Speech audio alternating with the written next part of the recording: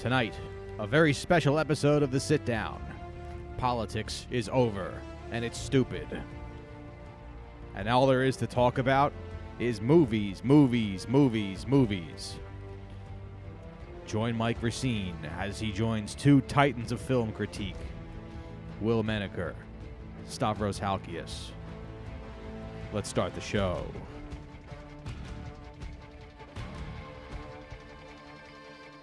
So now it's like, it's a weird thing. It's like, what's next? And I guess it is. It's just movies and Letterboxd and scrolling through TikTok, getting horny. I don't really have political goals anymore. My only goal is to get more followers on Letterboxd than that moron Brad Pitt that tried to get stopped. I'm just trying to become like the number one Letterboxd power user to just displace that awful nitwit. Yeah, it's tough. I've been hit big time. You know, I'm still out there. I'm still on Letterboxd. I'm still doing the damn thing, but I have been shadow banned. My voice has been silenced. Even though I have the top reviews for a lot of movies, they never show up. Like you have to search, and if you search me, you can't find me. You need a direct link to find my. It's like getting the COVID vaccine. Yeah, it's literally like trying to get the COVID vaccine. Andrew Cuomo has made it hard for to either find me on Letterboxd or to get the fucking vaccine. Yeah, he's like, but if you want to see Stavros's reviews, you should know somebody. You can't just. Yeah. Yeah, if you want to know Stav's thoughts on Sharon Stone's pussy, like the slots have all been filled up. You're gonna have to go to New Jersey to find that. That's right, dude. you got Staten Island if you want to hear me talk about what I think her pussy tastes like. Yeah, you make a day out of it. You get some Danino's pizza. That's right. I would love to. I tried to get a fucking vaccine in Staten Island, and I would do that. And that's the way they make you do it. They're like, what did you eat before getting here to prove that your BMI is? It was like, how many slices of pizza have you had? Yeah. And if it's less than 4, they don't give you the fucking vaccine. That's what I've heard anyway. That's where my baby's going to be born because Deb had a provider in the city, and then she lost her insurance, so we got to go to Staten Island. Oh wow! That's where, So because they work on a bartering system. So you can go in Staten Island. You're gonna do 45 minutes of comedy. Deb's gonna teach their kid how to not talk with a gay lisp, and they're like, all right, now we won't charge you for making your son born here, and you have to throw in a couple tomatoes too. Yeah, exactly.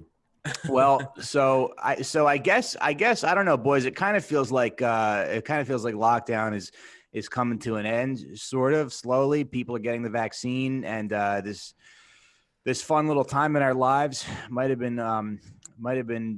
over. It might be coming to an end. We might have to be getting back in the groove, or there could be another strain of the virus coming. It's hard to tell. But this was a nice time to kind of like slow down. I think the best part of the virus was when there were like 4,000 or 5,000 people dead. You know, when you think about all the people who died, it could feel like a stadium or like a big theater. Yeah, a small stadium. Yeah, sure. Yeah. When it was mostly Italians in Italy who were. That was the best. That was so funny. When all those fucking idiots were dying, and it was like 2 weeks from being here, and we're like, if it's killing Italians, we're fine. Most of them, everyone was like, Italy's a basket case country. They don't know how to do anything over there. They can't even pick up the trash or whatever. They're all just like, America, fucking wasted. This country is so much worse off than Italy is. It's like when Southern Italy is making your country look like fucking like poorly managed, like that's really fucking. Yeah. The Cosa Nostras didn't even have vaccines over there, dude. They got a better system than we do. We just have a bunch of politicians who think they're in the mafia. Mm-hmm. I would so much rather have the actual mafia running the show. The vaccine, than Andrew Cuomo. Yeah, the guy who just watches fucking De Niro movies. If you pretend that you're like a mob guy's mistress, you get the vaccine. Yeah, that is one of the covered. It's one of the comorbidities. Yeah. I would do that. I would suck off some guy in a tracksuit for the vaccine. But you want the vaccine that badly? I kind of feel like there's people who need it more than me. I'm not even really like thinking about it.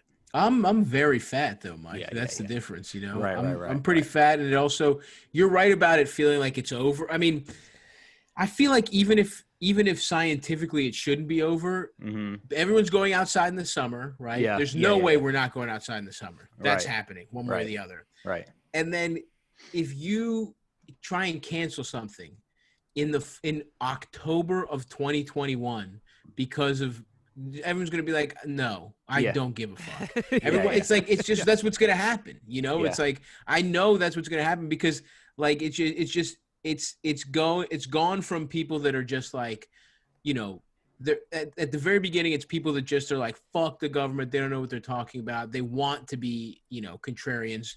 Now it's getting to the point where it's like, you know, even like the fucking, the most like like you're just going to have the most like, it's also the kind of thing where now with Biden, it's like the same way libs don't care that fucking kids are in cages. Like they're just going to keep going. They're going to be like, we need to save the economy. You know what I mean? Like it's good. That's good. They're just going to Republican talking points are just going to start working on like Liz Warren fans. And it's just like, we're just one way or the other, we're going to be fucked. So I need the vaccine because I know I'm going to be out there. I'm probably going to be doing stand up. You know what I mean? Like I probably will be doing stand up indoors. Liz Warren's October, like, we November. can't do any more Zoom podcasts, okay? The quality is just not there. You need to be people meeting in person, podcasting. That's right. I'm mad. The American people are mad at the quality of the audio and riffs have gone down dramatically. There's too many breaks in the. Wonder what podcast she listens to, if any. Guys we fucked. Yeah. Wow, they really fucked Christina in the ass last week. No, she should have her own podcast just called Guy I Fucked Over, and it's just about Bernie Sanders. Guys I fucked, it's the Cherokee Nation. Yeah. That's true. But anyway, I was thinking, you know, you guys, you're such movie guys. Stop with his Letterboxd reviews, and Will's always got a lot of.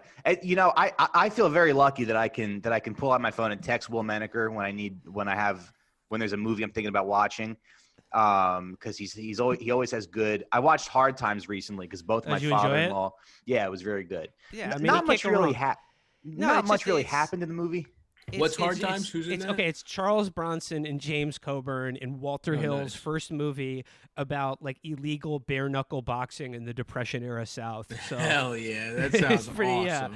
And like you said, it's sort of a low stakes movie. It's just sort of like Bronson is just like a hobo drifter who James Coburn is like, hey, that guy can take a punch, and just starts like taking him around the South to these like illegal fighting pits to just make money off of him. Yeah. And Bronson looks like he's like 64 years old in that movie, but he's got like 3% body fat. Oh he's fucking like that. That's the way a man's body should look before they started putting hormones in the food and whatnot. That's right. If only it wasn't for that, dude. There's a scene where James Coburn goes to like a whorehouse, and the madam is like, yeah, take your pick, and they line up a bunch of, you know, like scantily clad women, and they all just kind of look like my sister, you know. Like they're not. It's not like the scene from Rush Hour where everybody's you know, very tight. Oh boy, you want to talk about a jacking off when you're 11 Hall of Fame scene. Yeah. That I rewatched that and thought about what it would be like to fuck every single one of those girls like growing up. I was like, hell yeah. I would start with this one. And that's just the ultimate fantasy of like a kid who wouldn't have sex for 10 more years. Yeah. I mean, it's funny because, like, you know, movies, you know, when you're of that age, because, like, you know, we're all of an age, like, just sort of, like, came of age, like, slightly before the, like, complete and total saturation of, like, every kind of hardcore pornography available at your fingertip because of the internet.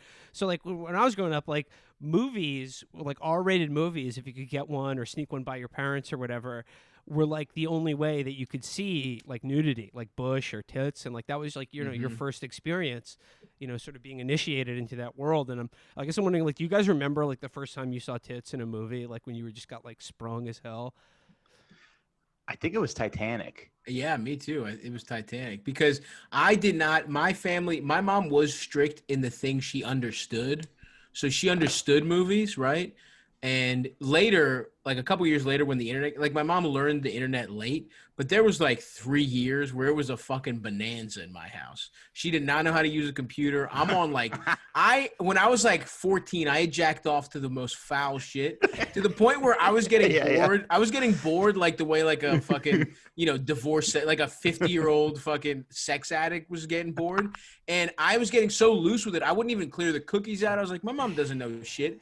And then she took like a class at like the fucking library, and literally the first site she caught me looking at, she was like, can you tell me why on the computer somebody was on crackhorse.com? I was like, I don't know. I have no fucking idea. That's weird. It must be a virus. But so I was Titanic in the movie theater with my father and his friend fucking, what was that guy's name? It was like Vasily or Dimitri, this fucking goofy ass Greek guy who like, he was just like the village idiot, just like this fucking bald guy, like smoothly bald, like very effeminate, but fucked a lot, had like a big, like a hoop earring, just like a very goofy guy.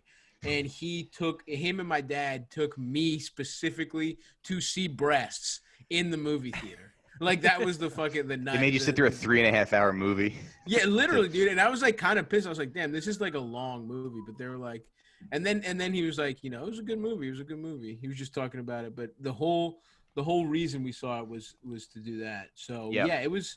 I honestly didn't get to, my main source of jacking off before the internet was Greek magazines, which just allowed. They just show. It's crazy what a regular magazine, like a newspaper, would just show. It's like an ad for orange juice, and there's like penetration in it. yeah. This was like an intellectual magazine too, because like we got it for a while. My dad was getting like smutty shit, and then I think my mom was like, "All right, you can't have that around the kids. Are getting older." And then so there was a magazine that was like, it's kind of like how the New York Times has a the New York Times magazine is like with the paper. Sometimes they have a magazine. This was with one of the major Greek newspapers that my dad would get on the Sunday issue. It was called the Mailman, the Tachydromos, and it would just have like fucking pornography. Like there was just like, it's just regular articles, and then there's just like, they're doing like something about a completely unrelated article, just like something about like Russia. And they just have like Russian strippers with their fucking tits out. It's like about the politics of the country, and that's what the like fucking like artwork that they attached to it was. So that was my go-to. I would get home before my mom. I had like a 15-minute window where I could get it, take it to the bathroom, pretend I was shitting while my grandma was around, and just jack off real fast. And then I would have to put it back in the newspaper before anyone was the wiser. That was my whole move. So unfortunately, I was not I did not jack off that much until later when I was just, in my teens and I had pornography, but it was still, I enjoyed jacking off to movies as it came to me, but it wasn't like, this crazy experience. For me, like, I'm not old enough to having saw it, it's like be able to see it in the theaters, but I definitely remember like the first time I saw tits in a movie was because like my parents actually bought for me like as a present, and I think it was because they were having like a dinner party and they were just like, here, watch this fucking movie, like just shut the fuck up, like go away for like 2 hours. And so they bought me a VHS copy of Police Academy, which is an R-rated comedy, but there's a scene in that where they're like having a bonfire on the beach, and then like because it's the 80s, they just have to have nudity in it. Like just like every woman just takes their top off, and that was like when the world really opened up to me. And I had a similar experience where I went with my dad because like no one was around to look after me, and he went to someone else's house for a dinner party, but he had to bring me, and I had nothing to do because there were adults talking, and I conned him into renting for me the film with Wesley Snipes and Sean Connery, Rising Sun.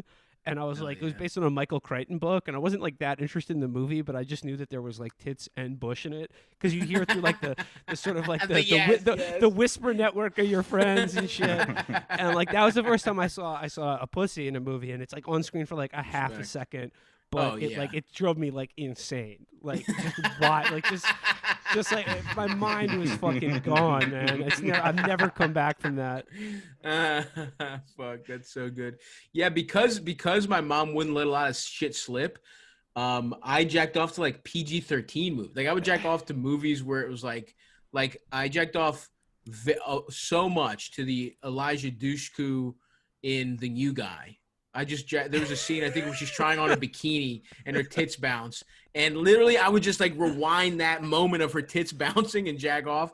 Also, the Angelina Jolie Tomb Raider, there's this, she's like sideways and you see like almost her whole tit except the nipple for just a second. Bro, I rewound that and jacked off to that so much. It was really the fucking, if the magazines weren't looking good, I was combing through PG-13 VHSs we had to jack off. I just feel this was VHS. I didn't have DVD exactly. player in my house. And if you did it too often, it would like wear out the tape. You know, like that Dude, one scene would get like the video it was quality completely would worn. degrade. Yeah, it was completely worn. Like, you're watching a normal movie and then just like one shower scene, it looks like a silent film where it's like all fucking like degraded and the action's all sped up. And you're like, what the fuck? Elijah Dushku was looking like Buster Keaton by the time I was done jacking off to that, dude. No, I feel like teenagers now in Gen Z and like all these little jerk offs. It's like they've had to acquire no discipline to acquire these skills. They spent no discipline on it, you know. Zero. One time, we've gone down a jacking off rabbit hole, but the funniest thing my mom ever did was she was so like protective of like sex stuff so much. But my brother, like, we were into Dragon Ball Z, right? Of course. Like, I don't know if you guys missed that, but in Baltimore, Dragon Ball Z fucking was the one thing that united black and white people in Baltimore was 100%. If Goku ran for public office in Baltimore City, he would be elected in a landslide. So we were watching Dragon Ball Z, and she was like trying to be like, she was trying to be thoughtful and nice. And she went and she would get us like, movies from the library. So she got like what she thought. She's like, oh, they like this Japanese stuff. And she got it from the library. I don't know why the fuck the library had it, but she got us a movie that was straight up hentai, dude. Like, it was like the most fucked up, filthiest shit. It's like this soldier who's like, seems to be a child, and he's getting all this pussy, and he's like fucking murdering women and fucking them and fucking like an octopus thing. And like these octopus guys are raping like, and it was like, we were like, what the, it was too much. It was like, my mom was so protective. She wouldn't let us see one titty, and it literally scarred us for like months. She got this in the library? It was in the library. It was the fucking. So she just like worked a shift at the diner, and then on her way home, she's like, "I'm gonna do something for my boys." Literally, yeah, literally, yeah. She's coming carefully between her two jobs. She stopped at the library to get us some a movie like Dragon Ball Z, since we like it so much. And the best part was, I didn't even watch it first. It was she got it for my brother George, who was really into fucking drawing, and he would like draw. This those has guys. the screaming like you like, and the funny eyes. yeah. And dude, my brother was like traumatized when he saw it. He was like, "What the fuck is this?" Yeah. Yeah. Shouts out though. It was great. Yeah, I don't remember if I got hard watching Titanic in theaters.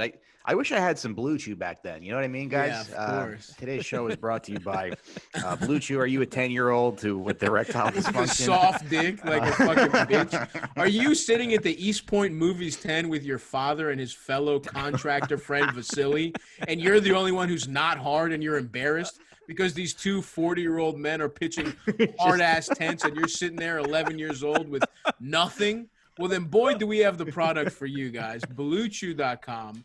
And Mike, I don't know about you, but as far as I'm concerned, if you love sex, you'll love BlueChew.com. Yeah, well, I love sex. Yeah, and I didn't love sex at 10, but I loved being just as hard as my dad and his friend in the movie theater. Yeah, it made me feel like an adult. Exactly, like drinking coffee when you're 9. That's what it felt like being hard. It's like having a latte.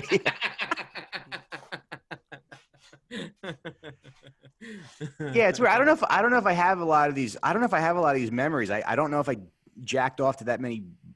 I'm like, am I weird or something? But I do remember one time I rented this movie because we were in Boston visiting my cousins, and we were trying to find a movie to watch at night. It was going to be me and my dad and my uncle and my grandfather and my brother and my cousin. So we were like, what movie can we watch? And we're like walking around Blockbuster, and it was like, I mean, you remember what that's like, where you're walking around, that was the fucking best, dude. That was half of the fun of watching a movie, was spending like an hour and a half in the store. Yeah, absolutely. No, but literally like maybe 30 minutes in the store. Yeah. And we're just walking around, and then I find this movie called it's called Fighting Tommy Riley, and it looks like this like independent movie about a boxer.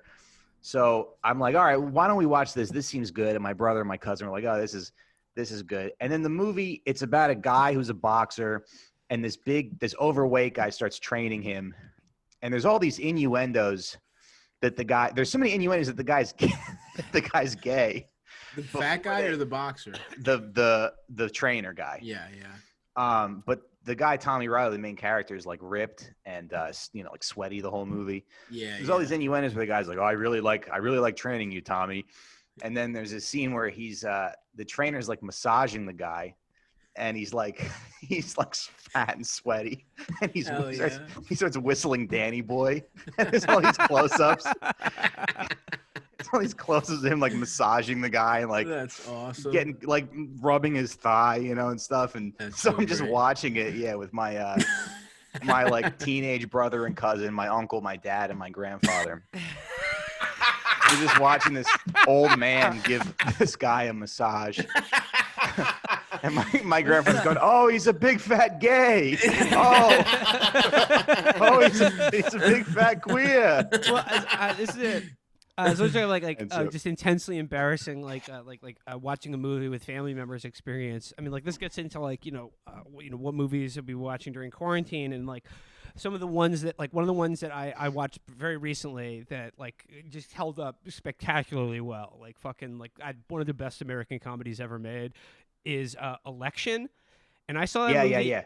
I watched it recently too. Yeah, I watched that. So I saw that movie in theater with my mom and sister because I was like, they were like, this is MTV produced the movie, so they were like, there's gonna be like a fun like teen movie. And in the first 5 minutes of the movie, there's that guy talking about Reese Witherspoon as a high school student, and he's like, her pussy gets so fucking wet you wouldn't believe it. And it was just, I wanted to die. It was like there is so much dirty shit in that movie. It has like one of the most excruciating sex scenes like ever put in a movie. That's like pretty explicit, but like done in a way that is so not erotic or like pleasant to watch in any with Linda, right? Yeah. It's just like it's fucking like Matthew Broderick, like just sadly fucking his wife, trying to like get pregnant, and she just keeps going. She goes like, "Are you there yet? Are you there yet? Fill me up, and it's just my god, my mom and sister watching this. That's movie. Awesome. That's so fucking hilarious.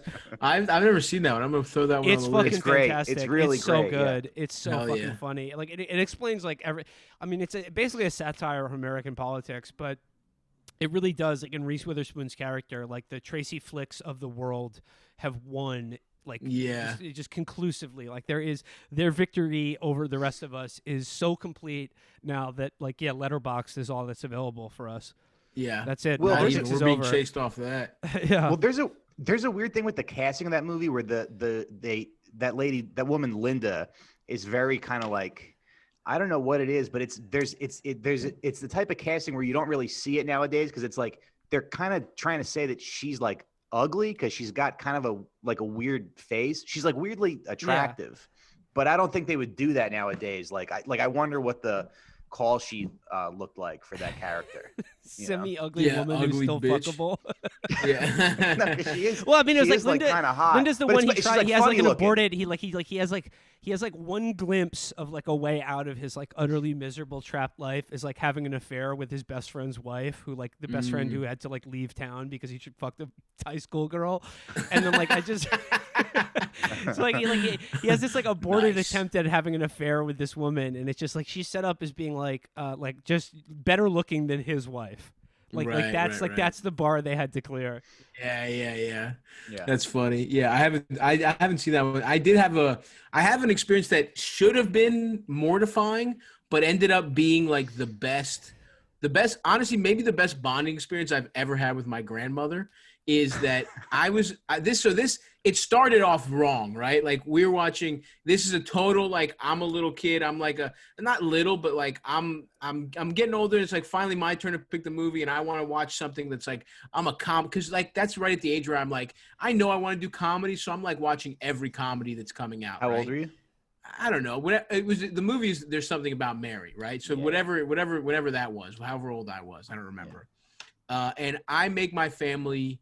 I rent There's Something About Mary, and I'm gonna watch it. And my mom's like, "What are you watching?" And I'm like, "Oh, just this movie." And I didn't really know anything about it. So I'm like, yeah, fuck it. You and fucking yeah can watch it. I don't care. It's gonna be funny, you know. And honestly, me and my mom that's a lot of bonding with my mom. She's the one who introduced me to like mafia movies. Like I watched The Godfather with her when I was real. That was the one exception she made. And actually, Apollonia from The Godfather, actually, to answer your question. Oh yeah, that's those puffy ass nipples. Yeah. Absolutely. Anyway, we're watching There's Something About Mary, and it's. First of all, where Ben Stiller's nuts are in his zipper. Zipped up all the way. That's a big laugh. So we're doing great, right? We're like everyone's fucking laughing. I'm like, okay, nice. It's like it's fun. It's just so shocking that it catches everyone off guard. And then it gets to the scene where he has cum on his ears. Remember that scene where he can't find it and it's like it's hair gel? Yeah. And it's tense in the room, bro. It's fucking tense. It's just jizz in the movie. And I'm like, I don't know whether to laugh or not. Because the dick and balls thing, I was a little nervous. It's like, you didn't have time to think about it, though. It was so, like, fun. Just seeing a fucking scrunched up cock and balls like that. You don't expect to see the head of it because you just see the head of his penis. Yeah, it was hilarious. It just catch you off guard. But jizz is a little something. It's the next level. And they linger on that for like quite a bit of time too. They really linger, and it's silent in the room. And I'm like, fuck. Oh, have I like this is one step too far. My grandma's like confused, and then my mom whispers in her ear, I guess. And my grandma loses her shit, laughing harder. This fucking 80-year-old Greek woman in all black, right? She didn't know it was cum. She didn't know it was cum. She forgot what cum looked like. It had been like 60 years. So my mom tells her it's cum. My grandma turns beet red, laughs harder than I've ever heard her laugh in my life. And it was just like, oh, this is why I'm the way I am. That's in my grandmother. It's been beaten out of her because of society. But like, she's a fucking idiot that thinks jizz on an ear is the funniest thing you've ever seen in your life. And it was like, honestly, I still think about that where I'm like, this explains who I am so much that's in my DNA. It was just buried under a woman who survived World War II and like fucked one man. You know, it like just had to be a traditional person. You think she told her it was cum in Greek or in English? Definitely Greek. I don't actually know what cum. I don't know what term she would have used because I know the very vulgar like modern term, which is it just means to spill. She told her the scientific version. Yeah, I don't know what scientific. I don't know what semen is. What semen is in Greek? Yeah, but yeah. It was a beautiful moment in my house. I still remember. That's one of my fondest memories of my family, without question. Nice. Yeah. So I'll ask both of you. What do you think were the best and worst movies you watched during lockdown? I'll ask you first, Will. Well, okay, like the best in terms of like a movie I hadn't seen before, and like it was one of like the lockdown like would have been a great opportunity to like really to get in some of those like classics that I actually hadn't seen, or like sort of like go to sort of like a movie gym, sort of expand my brain. But for the most part, like I just was so fucking like everyone's so fucking like lazy and depressed that it's just like I can mostly like only things like have already carved a groove in my brain and just slide over it easy because like the tracks have already been laid. But definitely the best movie I've seen for the first time during quarantine is a movie called High and Low by Akira Kurosawa, like a classic, like and it's one of his like non-samurai movies. Like it takes place in contemporary Japan, like or at least contemporary to the time it was made, and it's this very like. Oh, are those other movies not contemporary movies? No, it's this very That's very. not what Tokyo looked like in 1958. Oh wow! Yeah. Hey, we're really learning a lot on this episode. Always a pleasure to talk to you, Will. I didn't know. That's who I thought got the atom bomb dropped on them. I thought they were swinging samurai swords at it. Well, that's how he had to drop the atom bomb. You know how sharp those swords are. Drew was like, "Yeah, take this." Invade the island. Sword swinging animals. They're very good at using them. It'd be like General MacArthur would come back, and there'd be like some guy wearing wooden shoes would just like flash a hand, and then he would just be like, "Hey, my head feels weird for a second." Then it would just slowly slide off of his his neck. Yeah. That's why. Yep. That's why we had to drop it, dude. They were too nice with the blade. High and Low is like this it's very methodical kind of like police procedural noir about a kidnapping. It's about this like wealthy industrialist. What he thinks is his child is kidnapped by this like sort of very sadistic, sort of psychopathic like criminal who's like engineered some perfect like kidnapping of a child, and it's like that was amazing. Like that was excellent. That was like a genuine masterpiece that like I hadn't seen and was like really blown away by. The worst movie I saw by far was actually a recently released movie that I only saw because Catherine got a like press credentials for the Sundance Film Festival this year, so you could like watch movies like you know online, like you would get like a pass to just like stream these festival movies. And it was this movie that was made during quarantine. It was called it's just like the entire concept of like it's just this like the perfect epitome of like, you know, it's quarantine, like it's just a fun zany little project I did with my friends, you know, and it's like, is it funny? No. Is it good? No. But it's not really. It's about the times we're living in, you know. It's about you know, sort of like coming together and being a person again. It was one of those movies. This is just unbearably twee like indie comedy called How It Ends, where it's just like this woman wandering around Silver Lake on like the last day of the like before a meteor hits the planet, and just having these like just torturous sort of like improv encounters with like the director and the writers, like obviously more talented friends, and it's just all that kind of like just like it was that seriously it was so bad. It was so bad. I was like depressed for like a couple days after I saw it. It was one of the most violently unfunny and like hateful things I've ever seen. What's it called? How It Ends? How It Ends, yeah. Oh man, that's awesome. I hope I know the people. Yeah, if you're a fan of comedy, check this one out.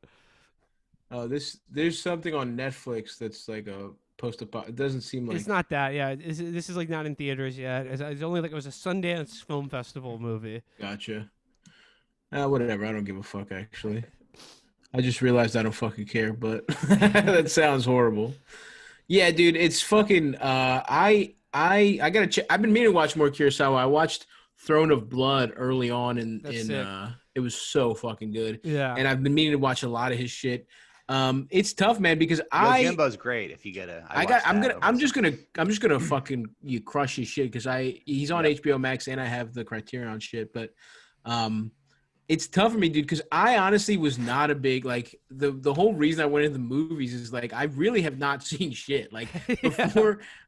Honestly, American culture was not a big like in my house. It was like we watched a lot of Greek shit, like and you read the newspaper. Oh boy, did I read the newspaper! Sometimes even the newspaper had tits in it. That's what I love. I love Greece so much, dude. So it was just a lot of. But like, Europe, they have nudity in the newspaper, but they don't work as hard. That's the other side of that coin. It's actually better here because we work harder. And there's no nudity anywhere. Yeah.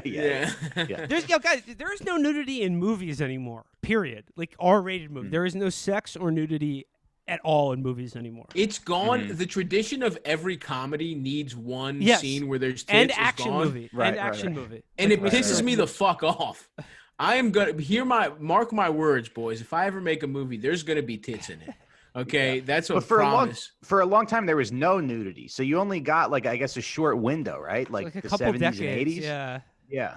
70s to maybe even the mid 90s. Like the mid 90s, yeah.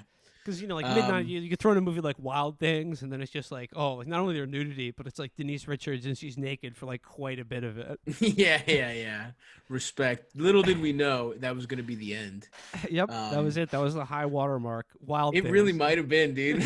We should do a study. We should honestly do a study. What the last movie with the most nudity was. And at the very end of Wild Things, they trick you out. It's like the twist ending because they just throw in Kevin Bacon's full frontal penis for like a good couple seconds at the very end of Wild Things. Like every horny like teenage guy in that theater was just like, what? Oh no, I'm gay now. Yeah, now it made you gay. Fuck, I'm gay. No, but you know what I think happened though? I think there was a bunch of nudity in Game of Thrones, and then there was this movement it's all been like sort of pushed off onto television. Right, but there was this movement to be like we want to like. there were these funny videos getting made where girls were like, we want to see dicks on Game of Thrones. And then they started showing dicks, right? And then maybe after that, there was like no nudity. Yeah. No, I think they're showing dick now, which I have no problem with. I want there to be more nudity. I'll look at a guy's cock. Yeah. I have no issue there. Yeah. Just don't take tits away from me. You have all the cock in the world. That's my. I don't give a fuck about that. Some head of the studio is like, well, for the sake of equality, we're gonna just correct the past 30 years. Yeah. We're gonna have all penis. And you know who was honestly the start of that was kind of I feel like Jason Segel in what was that? Forgetting Sarah Marshall. Forgetting Sarah Marshall. His cock plays a pivotal part in it, pivotal role. Yeah. It's hard for me to say what the best movie I saw. I've seen so many movies and so many that like people have probably already seen. Like Jackie Brown is maybe one of my favorite movies. So good. I hadn't seen it before. So fucking good. I fucking love that movie. Most recently, I watched Once Upon a Time in the West, which fucking ruled. Oh God, that rocked so much cock. It was incredible. Yeah. And then I love it for like the first 20 minutes, 20, 30 minutes of that movie. There's just no dialogue. It's just like the sound of like wind rustling and doors creaking and just like guys looking at each other. It's riveting. Yeah, it's guys looking. It's so riveting. You're like, who the fuck are these people? You're like, can I please know who the good guy, the bad? Like you have no idea for 40 minutes who is who. You just kind of think, I guess, is Bronson bad? And then just like, the other really dope thing about Once Upon a Time in the West is that like fucking Henry Fonda, after like an entire career of playing like the thoughtful, loving dad and like the nice guy, the upright defender of like all things ethical and true, his entire career just shows up in that movie out of nowhere as like one of the scary, like one of the nastiest killers like ever put on film. Darth Vader, basically. Yeah. He's basically Darth Vader. And it's cool. Yeah, I didn't know. That is fucking awesome context. I love finding shit out like that because he just sends that little redhead kid back to hell. Yeah. He's so fucking scary. And I love context. Like it's funny to think about like in fucking Kurt Russell being like a Disney guy before he's in fucking Escape from New York. Like that's fucking crazy. That it's like the career. Just to think about the context of it, because that plays so much into like now when you see a movie and you're familiar with who everyone is, it definitely affects the way you think about it. So it's interesting to watch a movie and go completely blind into it. Like obviously I knew who Bronson was, but other than that, not fucking really. You know what I mean? Like, and I had no idea, dude. I literally had no idea fucking Henry Fonda at all. Like I'd never seen a fucking Henry Fonda movie in my fucking life. Yeah. So to me, he is just like an awesome villain. Like, that's the only movie he ever did where he was a villain. Where he was that's a bad so guy. tight because he crushed it. Yeah. What else did he was in The Grapes of Wrath and what are some Grapes of Wrath, probably the most 12 Angry Men. Yeah. He's the good guy in that movie. I mean, he was. Oh, okay. So I guess I had seen it, but I don't remember him. The Oxbow incident. That motherfucker had just some like of the very bluest morally eyes. upright guy. Yeah. Those eyes were blue as fuck too. And apparently he's gay. I guess I didn't realize, or he was gay or some shit like that. Henry Fonda? Getting some pussy on the side. Yeah, Fonda.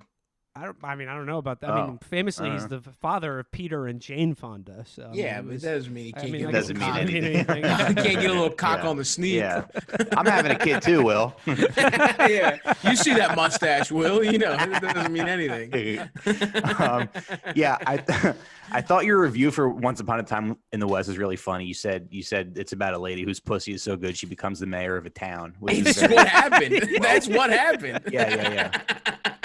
That both you guys are very good with words, but let me just read your review for The French Connection because I haven't read it yet, so I'm going to be surprised. Sure. It says one of the worst police officers of all time, Gene Hackman's Popeye, stumbles upon an international drug trafficking plot by accident after illegally spying on a sexy Italian man for nothing more than the crime of staying out late and getting a little side pussy. Yeah. That's true. And I don't know if you guys have seen French Connection 2, but in French Connection 2, there's like 2 Italian characters, and he keeps calling them Sacco and Vanzetti for some reason.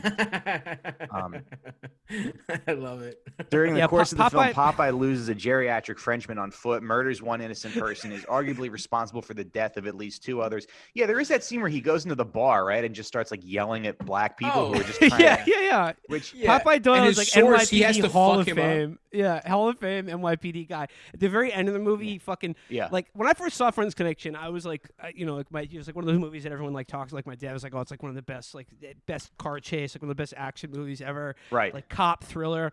And like when I first saw it when I was a kid, I was like blown away that like the end of the movie is like the bad guy gets away. It ruled. They fuck up everything, and Popeye kills a fucking cop by accident. Kills him and just walks it off. Just walks away like it's no problem. Yeah. And he's kind of annoying. But he's like his enemy, right? Yeah. Yeah. No, like he was just some like guy who was giving him a hard time, but like he just like he just like he sees a shadow and just plugs it, and it's like not only plugs it, fires like 9 shots. Like just like bop, bop, bop, bop, bop, bop, bop. It doesn't stop. Yeah, the ending of the movie elevated it for me so much because it was like before I was like, oh, if they get this guy, like fine, but him getting away was like, oh, this is one of the best movies I've ever seen. Well, William Friedkin did another movie. He did a movie called Rules of Engagement. I don't know if you guys have seen it. Oh man, it's it's based on a novel written by Jim Webb, the former Democratic presidential and Marine guy. It's basically like, hey, like, I mean, if you read, like, basically the premise of the movie and book is like, if you woke up tomorrow and read a story about how the U.S. Marines just fucking slaughtered like 300 Arabs outside of the U.S. embassy, including women and children, you might feel bad about it or get angry at them. But have you considered that they were all armed and looking to kill? That they were all terrorists. They were all terrorists, literally all of them. That movie's fucking bonkers. And the scene where they open fire on the people outside the embassy is one of the most violent scenes I think I've ever seen in a movie. It's awful. It's terrible. And then all you know in the beginning is that like Sam Jackson's character was like the Marine who like gave the order to open fire on this crowd of fucking like angry Arabs. And you're like, oh my God, like men, women, and children. This is terrible. And then as the movie goes on, like Tommy Lee Jones is like the JAG officer who's like defending him at some court martial. And then like the more he investigates it, then there's like a flashback sequence. It's a flashback sequence where you see like you see what happened like from like the real perspective. And there's literally a scene where you see like an 8-year-old boy just like pointing with no legs. An 8-year-old girl with no legs just shooting at the Marines. And then you find out, oh, actually it was good. It was good that they killed all those Arabs outside the embassy. And man, they do this whole thing in the beginning where Samuel L. Jackson's in Vietnam and he's trying to get information from somebody and he like pops a guy in the head because he's not talking. And then they bring back the guy. They bring back like the Viet Cong guy. They put him on trial. He's like the prosecution. Yeah, he's supposed to like testify against Sam Jackson as like a guy who like would commit a war crime. Literally that's did, so right? funny. Yeah. No, but then he defends him and they like salute each other at the end of the movie. At the end of the movie, the Viet Cong, the old Viet Cong guy salutes Samuel L. Jackson. Yeah, it's amazing. The guy who fucking killed his whole village. Yeah, just you know what, killed though? every child. You know what though? If you're that old VC guy though, it's like, hey, they won, so it's like easy to just show some respect to the losers. You know, be like, hey, well, you tried hard. You got me there. You played hard, guy. You played hard, fellas. You killed my friend in front of me. Hey, but better luck what? next time. We were willing to die. We didn't give a fuck. But I did pull your best friend off that helicopter and rape him as you went off to safety. So I guess we'll call it even. Yeah, that movie's so bonkers. Samuel L. Jackson's like driving to trial, and there's a bunch of protesters outside, and they're like, "You're a baby killer," and then he like beats up one of the protesters. That's fucking awesome. Respect. Yeah. And like I said, I can't be stressed enough. Based on like a fucking like a thinly veiled novel written by a guy who would go on to run for president as a Democrat. Yeah. Okay, so anyway, I saw a lot of good ass movies, right? And I also saw Police Story with Jackie Chan, which is absolutely incredible. So sick. Okay. But you know what? The worst movie I saw, even though I thoroughly enjoyed it, I didn't even finish it. I still have like the last half hour. I don't know. We've never talked about this together. If you guys have seen, I'm sure you have. Is Killing Them Softly, the one with Gandolfini and Brad Pitt, which is as a movie. Gandolfini's in it? As a movie, it's one of the worst movies of all time. But Gandolfini and Brad Pitt doing scenes together is still awesome. Like, everything else is incredibly horrific. Like, it's clearly these guys who have seen The Sopranos and Goodfellas and hired the people that were, like, desperate enough to need the work or paid them enough money to be in it. And they somehow got Pitt and Gandolfini, I guess because maybe they told them it's you guys are doing scenes together. But they don't show up for, like, Pitt doesn't show up for like a half hour. Gandolfini doesn't show up for 45 minutes. Most of the movie is about Scoot McNairy and Ben Mendelsohn being like the most disgusting fucking like shit-heeled drug addicts, like doing low-rent crimes in like fucking some fictional American city. See, I actually quite like Killing Them Softly. Like for the those movie reasons. was fucking horrible. But Gandolfini's character in that movie is so wretched. He is so disgusting. Like and listen, I love watching Gandolfini and Pitt, but it's like the two main guys were fucking. I don't know their names, right? But the guy sounds like if Meatwad was doing an impression of Ben Affleck. Like he's doing Boston Meatwad, and it's like, what? Who the fuck is this? And also, none of the plot makes any sense, right? These clearly are like mafia fans who you would think ostensibly know how the mafia, how it works, you know, in broad strokes. But it's like, Ray Liotta robs his own card game and then laughs about it, and then everybody laughs about it. Nobody kills him for doing that. He's just flouting the mob, and then it's like, so their plan is to rob it again because they'll just assume it's him and we'll get away. It doesn't make any fucking sense. And everyone, and then you just have like, they just hired Ray Liotta looking bloated as a bitch, right? and he's phoning it in so hard. It's all, which I love. It's so funny because it's an immensely. Don't get me wrong. It was a great. I enjoyed watching it. But Johnny Sack's in it too, right? Johnny Sack's. Yes, he is. Every time you're gonna turn it off, someone from The Sopranos or Goodfellas shows up, and you're like, "Oh, all right, I'll give it 3 minutes." And then like something so stupid happens that you're like, "All right, this is over." And then. But you're like, well, at this point, Gandolfini's got to be coming soon. And then it's like so much of the movie happens when like they have Brad Pitt and the guy from fucking the dad from Step Brothers are just in a car. And he's like the spokesman for the mafia. And it's not clear who Brad Pitt is or like it just none of it is the way it actually works. And also the plots are just Sopranos plots put together. It's just 4 different Sopranos plots matched together. They hire James Gandolfini's character to do a contract killing, and like they fly him in from like Jersey or whatever from out of town, and like he shows up, and like Brad Pitt is like, okay, like you're gonna kill this guy, I'm gonna kill the other guy, and then like he immediately realizes that Gandolfini is such a fucking bloated drunk that like he like can't even do the job, that he's just like a major liability, and so like to get out of it, he just like arranges so that like all the fucking call girls he's fucking like he just like keeps sending him call girls until he like beats one of them badly enough that he has to get out of town. It doesn't make any sense. Having said that, the scenes of them together is good acting. Like Gandolfini, your dick still gets hard to watch him do something like be on stage. It's like, or I mean on screen. He's still great, and him and Pitt are so good. But then you have. It's the scenes where it's not them, where it's these shitty actors doing similar kind of like, you know, when it's like, oh, it's not part of the movie, or like that Tarantino shit where it's not, they're discussing something else, but you're understanding the characters through it.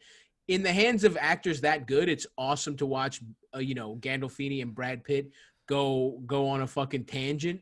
But when it's just like some shitty actor and like, you know, a guy who needs the check, like one of the guys from The Sopranos that was like the 4th guy going on. It's just like, it's fucking, and the camera, they're so clearly trying to do bootleg Scorsese camera movements where it's like, they're trying to do these like shitty dolly shots. And it's like, chill out, guy. You suck. Whoever made this movie sucks.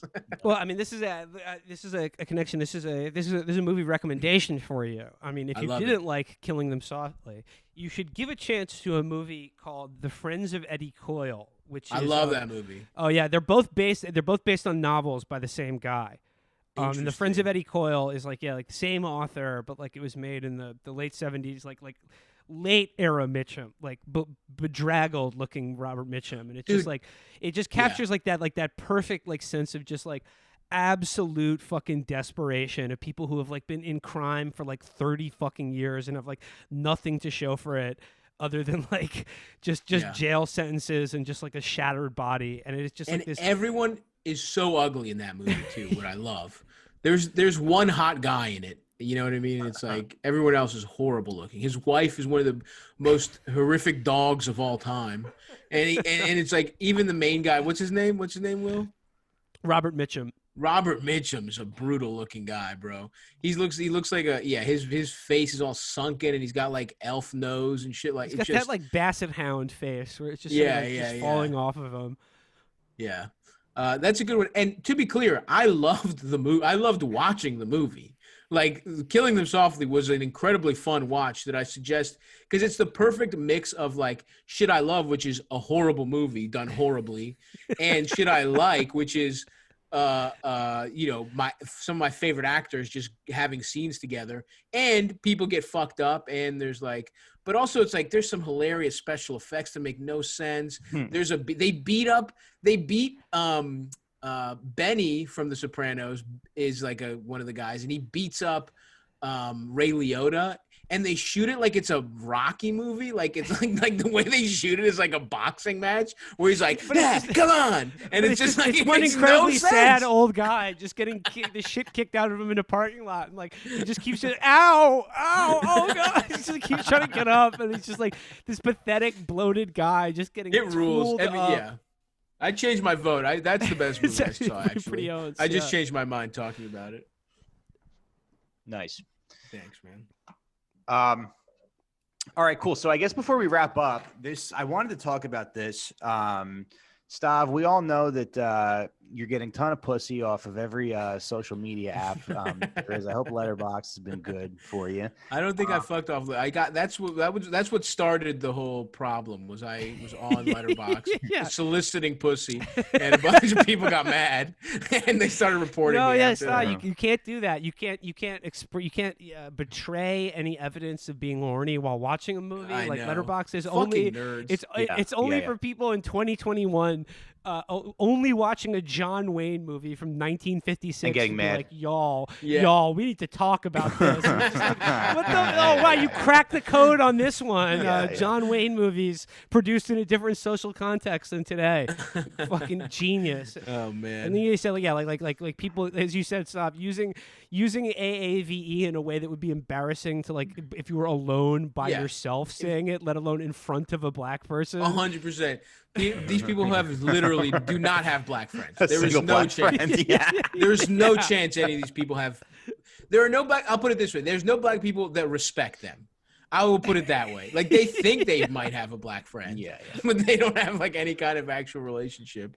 Anyway, like, y'all, Popeye Doyle snapped on that that Puerto Rican guy. Yes, but anyway, regardless, except for Letterboxd, sure, Mike. Yeah, but I mean that'll happen sooner or later. But it's great. You're free as a bird. You're reviewing films. You're getting top.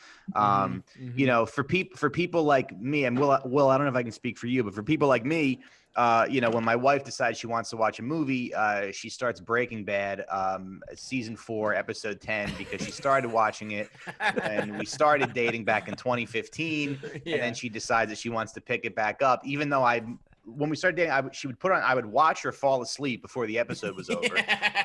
So I would go, because remember that scene with the RV and they're in the desert, and she'd be like, "Oh yeah," and I was like, "No, I saw you not finish it." So then we have to watch the last season of Breaking Bad, where all the awful shit, all of the worst shit happens, all the most disturbing shit in the whole show, I think. But so I guess what I want to ask you, Will, is are there any strategies for picking a movie with your significant other? Because I know sometimes when we sit down to watch something, I'll be like, okay, it's a fraught topic, and it's certainly fraught around this household. And the only surefire strategy for picking a movie in a relationship is that if you're the one who only picks a movie, as long as you adhere to that simple rule that like only I can decide what movies are allowed to be watched. So just be a guy in the Taliban with a child bride who always gets to pick the movie. There's no problems. And like I feel like I am punished for knowing what movies I want to watch, because I always have one in the back of my head. I'm like, what do you want to watch? Right. pull that card ready to go. Right. You know, so it may seem like, you know, I'm the only one who picks movies, but like that's just because I come ready to play. You're putting in the work, brother. Yeah. Well, it's just tough because sometimes you'll be like, okay, I picked the last 2 movies and we're going to watch a movie tonight. So let me pick something, or let me suggest something that I know that she'll like or she'll enjoy. I want to pick something that she'll enjoy, but it's tough because you go like, what do I just pick something like with a girl in it? Like, I don't know what she's in the mood for. I mean, I guess you could make the case that movies are kind of like male dominated, but I mean, I don't know. Like what's something that we could all enjoy and watch together. So, you know, I think a good choice, I feel like, is just like a movie from like the golden age of Hollywood. You know, if it's got like, because people are sort of dressed in a sort of elegant, stylish way. Yeah. There's good patter. You know, like the women characters get a lot of burn.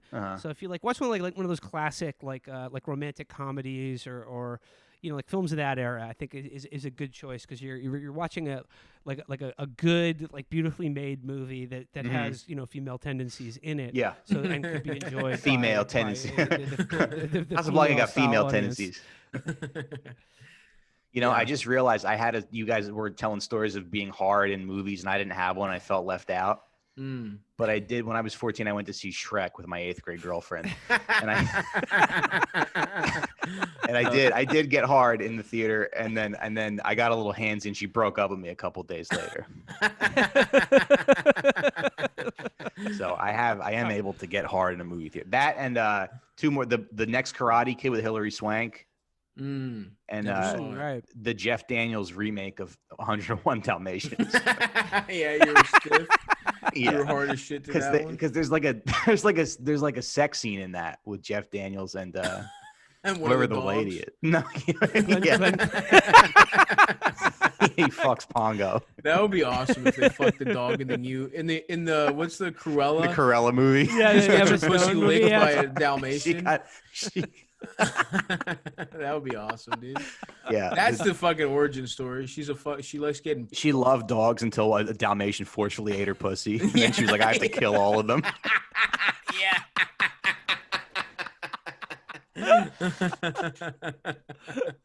I think so. I think that makes sense as an origin story. And you know what? We were missing that crucial context. Yeah, we didn't know she was raped by a Dalmatian. We just thought she was like we only see the results of people. Yeah, we didn't know that she was hurt. And that's why she wanted to genocide every Dalmatian puppy that was out there. I gotta say, I'm not enjoying this movement to kind of like humanize these villains. You know, like they did that in fucking Cobra Kai with John Kreese. They showed him going to Vietnam and like, you know, he's like a young kid who learns karate in Vietnam. Are you serious? That's the story? Yeah. Oh. Yeah. No, so that's why he like came back to Southern California and wanted to make like every child in the valley like a hardened VC soldier. Yeah. Yeah. I mean, that's all fine, right? Like you could give me a story about a guy like that, but it's like, I guess what annoys me is that like just everything has to be something we already know. Yeah. Like it's just got to be you got to take a different look at something that exists. Just do something fucking new.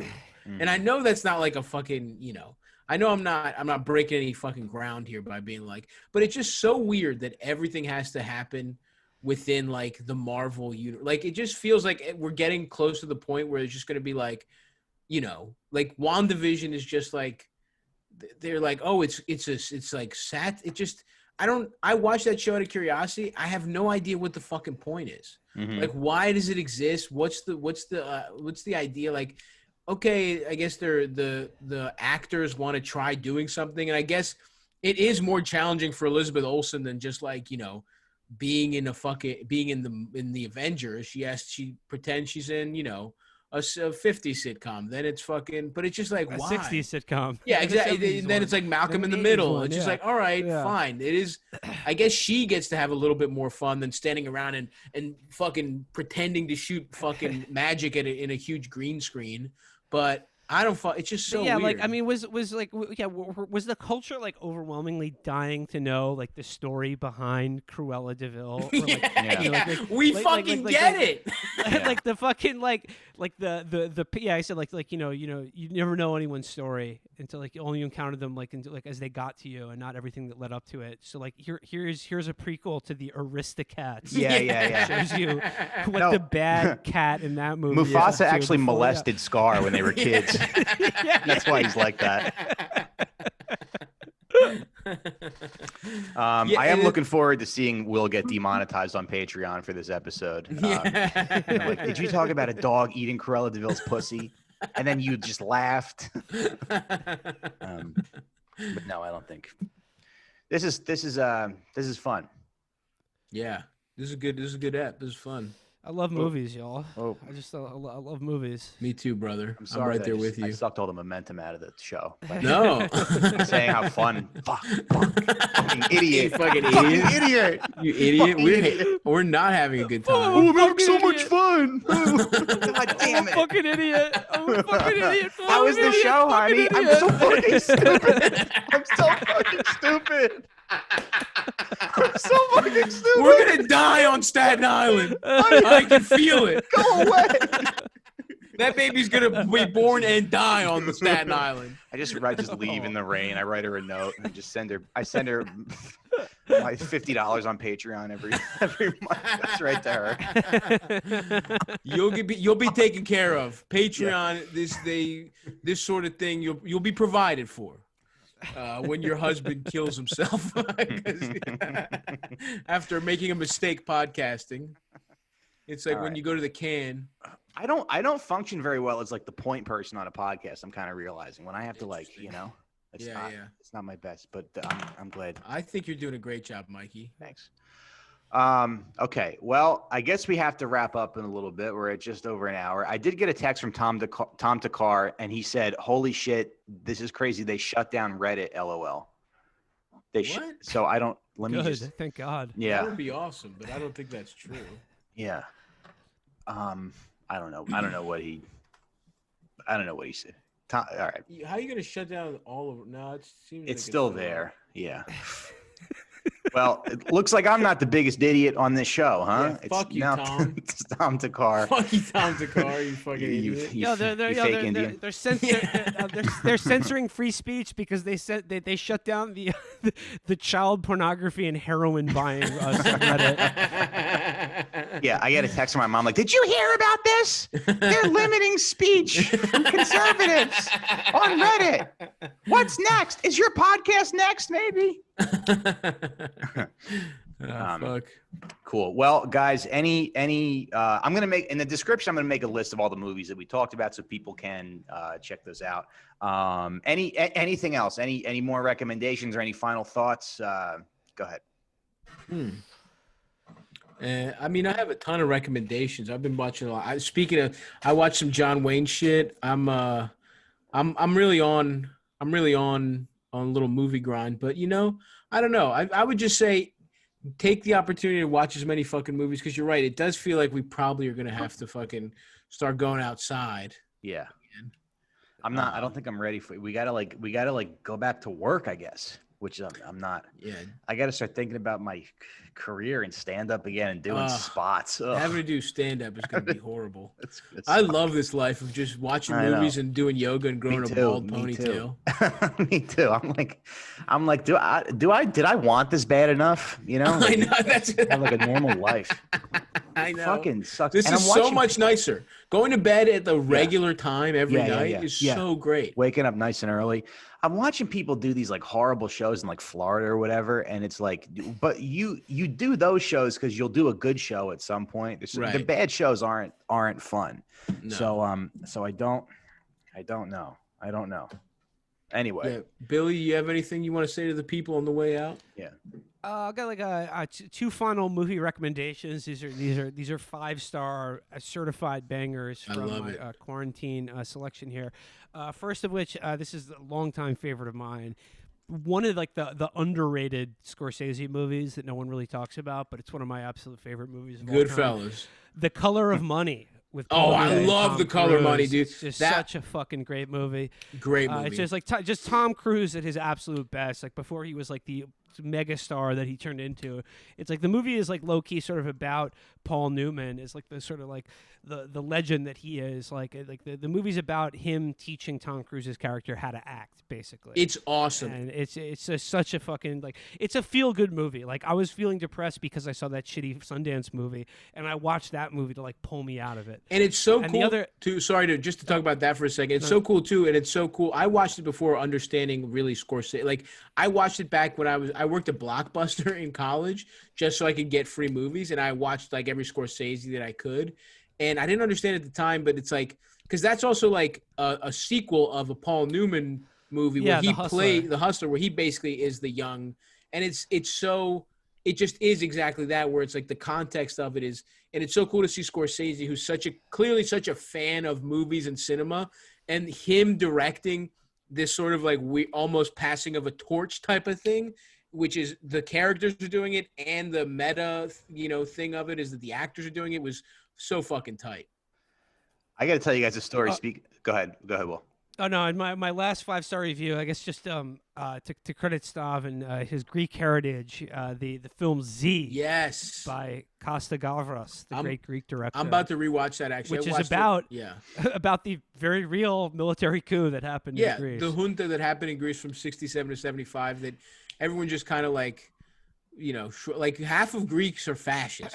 Like half the people, half the Greeks that were there were like, yeah, this is good. I don't know culturally what that's like. No, like it's, the movie is just like it's not even thinly veiled. I mean, it's like French actors like in an unnamed country, but it's just so clearly like Greece and like all the real people involved in it.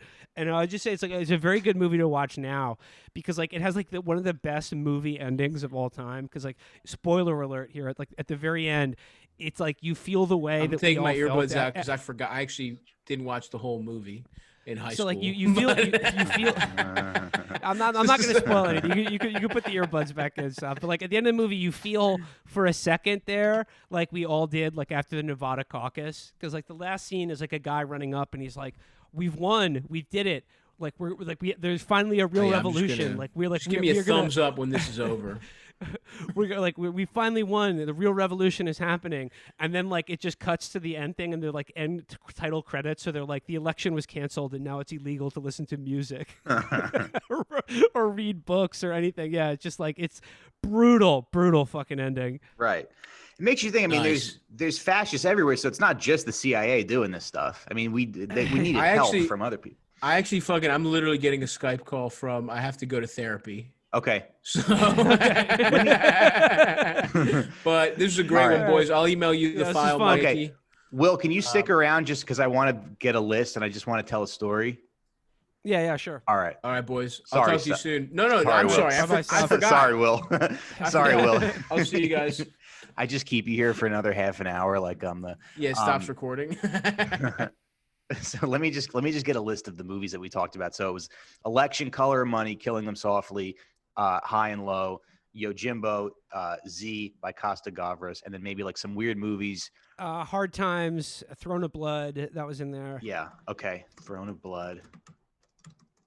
Then maybe like the weirder movies, French Connection, Enemy at the Gates, and the movies that were bad. Not Enemy at the Gates. It was the Friedkin movie. Rules of Engagement. Rules of Engagement. Rules of Engagement. Yeah. Yeah. I don't. All right. I'll just tell the story as like an ending for the episode. But I remember because Stav was talking about Blockbuster, and I remember being in 10th grade one time, and I really wanted to watch. It was a Friday night, and it was raining, and I wanted to watch Billy Madison. So I don't have a driver's license. So I asked my grandmother to take me to Blockbuster to get Billy Madison. So we get Billy Madison. We're on our way home, and it's like raining really hard, and she's driving. So I'm in the back seat, and my sister's in the front seat of the car, and she's driving. And then I noticed that she runs a stop sign, and she goes, "Oh, what am I doing?" And then a car hits her car, and then another car. I think her car started to her car hit another parked car. So there's all this chaos, and the cops show up. And I called my mom, and I was like, "We got in a car accident." And then my grandmother like broke her leg, and I think she hit her mouth on the steering wheel. Oh God. Yeah, so she lost a couple teeth and had to get prosthetic teeth, and she had to live with us for a little bit. And the cops show up. Also, you can watch Billy Madison on a Friday afternoon. Yeah, on a Friday. I know. I remember, like, I called my mom and I'm like, we got in a car accident, but everybody's okay. And she like heard my grandmother's voice, but she didn't hear my sister's voice. So my mom like freaked out. She thought something happened to my sister. And then like my dad shows up and he looks at the accident and he's like, I don't know why you guys had to go out. And the cop is there and the cop's like, sir, let me tell you something. He's like, just save it for home. And my dad just loves authority so much. And he was like, you're right. And then so my grandmother gets taken out in an ambulance, and they're like, all right, if you have any personal belongings in the car, maybe get them out because the car was totaled. So I just like took my Billy Madison DVD. This fucking wrecked car. Just shake a few teeth off of it and be like, okay, it's nice. All right, my Friday is set. All right, it's the weekend. Like I just caused so much fucking destruction. Anyway, shout out to grandmas, you know? Yeah. All right. Well, Will, thanks a lot for being here. It was a lot of fun. Yeah, this is a blast. Thanks a lot, Mike. Yeah, you got it. And I'll see you around. Cheers. All right. Bye-bye. Cool. All right. Well, thanks for listening, everybody. That's the show. And if you can, remember to please support the show on Patreon. Patreon.com/SitDownPod. If you can, remember we don't have ads. We probably never will have ads, but if you want to throw the show a couple bucks, $5 a month on Patreon gets you a 20-minute show every single day, 6 days a week. And we hope to see you over there. Thank you very much. God bless. Have a beautiful evening. Have a beautiful week. And I'll see you next time. Bye-bye. Oh, and then Deb just told me to plug my TikTok. All right. I joined TikTok, everybody.